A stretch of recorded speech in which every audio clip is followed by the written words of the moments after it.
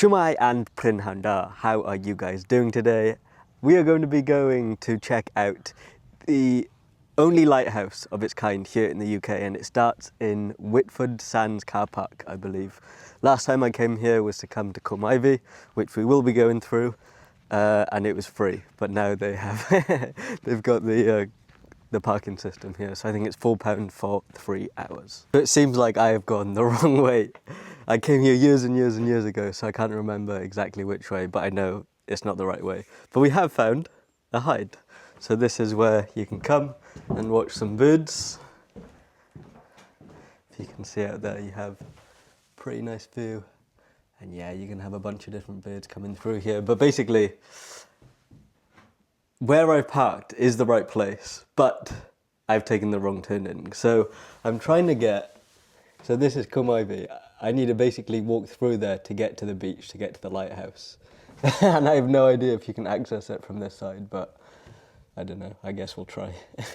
Under normal circumstances, it wouldn't really matter if I've gone the way. I could just turn back and go the other way, but we have to time this right.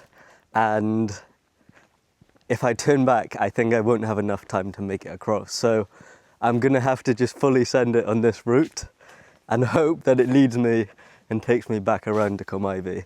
The reason that it has to be timed perfectly is because of the tide. And yeah, this is a strong current out here. Definitely not the type of place that you want to get stuck. So we'll see. Maybe I wouldn't even make it. Okay, there's no way I can make it through this. The marsh is too boggy, and yeah, I'm just gonna turn back. My shoes are, everything is just so muddy, so yeah, no good. Don't come this way. Now, when we go on adventures, it is natural that we get lost.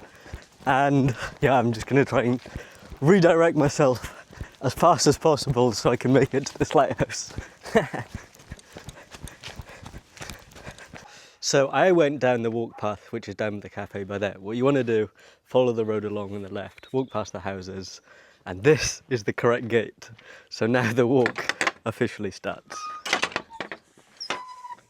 Okay, recorrected, and we are now walking through Cwm Ivy, which is only my second time ever being here, and I don't know why, because look, it's beautiful. This is run, I think, by the National Trust, and they do have 2 properties here which you can like rent out. So that's cool, but yeah, it's in a gorgeous, gorgeous location. And I love forests and woods, so yeah, I don't know why I don't come down here more often. But the lighthouse is going to be the first time we attempt to go and visit this place. So there we go, that is the little cabin in the woods.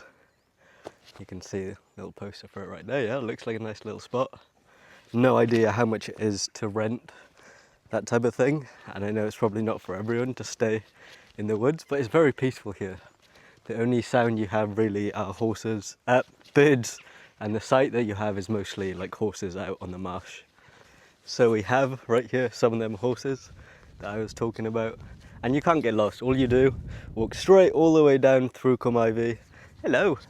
And I think, yeah, you head over this point then, and that's where you'll see the beach. And we have first sights. There's the beach, and I don't know if you can see that, but yeah, in this direction, this is where the lighthouse is. And yeah, honestly, once you take the right path, it's a very easy walk and simple, like, yeah. Once you're on the beach and you can see it, you know you're in the right place. As I mentioned earlier, you do have to time this perfectly. So low tide today is at about 2:30 p.m. So I'm coming here about 1 hour before that.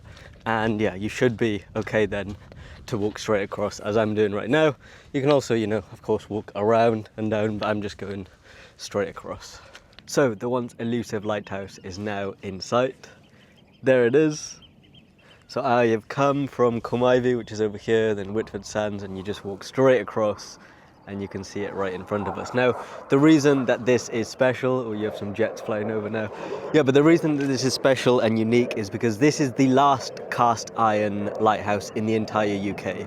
And it would have guided ships to safety for around 160 years. It was actually first constructed in 1855, and it was made out of wood, which is not a good idea when you have, you know, the crashing waves and the strong current. And so, yeah, it later went on to be made out of cast iron. And to me it's fascinating because this at some point would have been manned.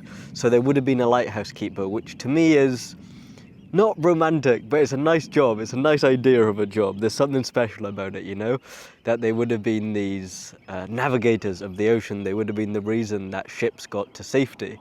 Yeah, I think it's a unique job, and yeah, a novel one that no longer is present. But yeah, all lighthouses now in the UK have been made autonomous.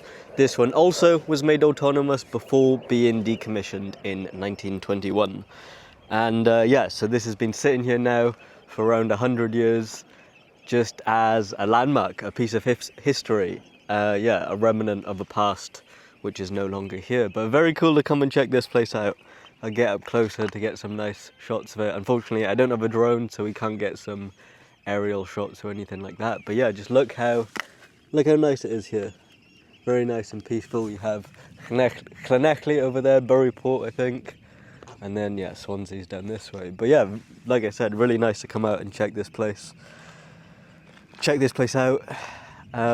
Yeah, a cool little piece of history here in Swansea. I think the first cast iron lighthouse ever in the UK was also here in Swansea. But yeah, this is the last one now that stands in the entire UK. So yeah, guys, what do you think? Pretty cool place. And yeah, shout out to Matt and Sophie who recommended that I come down here. I'm glad I made the trek down, and I'm so happy I wore waterproof shoes because yeah, I definitely would have very, very wet feet right now.